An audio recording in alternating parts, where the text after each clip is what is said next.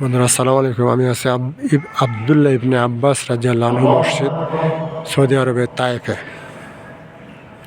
কি চমৎকার ডিজাইনের একটি মসজিদ। আমি কসরের নামাজ পড়ে ভিডিওটি করছি। তোমরা মনে করো না যে নামাজ না পড়ে আমি ভিডিও করছি, সেটা নয়। আমি যেহেতু বিদেশি, আমি কসর নামাজ পড়েছি। কত বিশাল এই মসজিদ, আর তার ডিজাইনগুলো দেখেন, চমৎকার। এখানে হযরত ইবনে আব্বাস রাদিয়াল্লাহু আনহুর মাজার আছে। তিনি একজন কোরআন বিশারদ, কোরআনের তর্জমাকারী।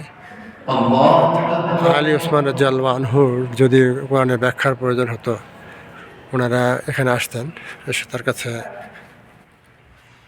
সিদ্ধান্ত নিয়ে যেতেন। তিনি ছিলেন হযরত মুহাম্মদ সাল্লাল্লাহু আলাইহি ওয়াসাল্লামের চাচাতো ভাই, বিশিষ্ট একজন সাহাবী।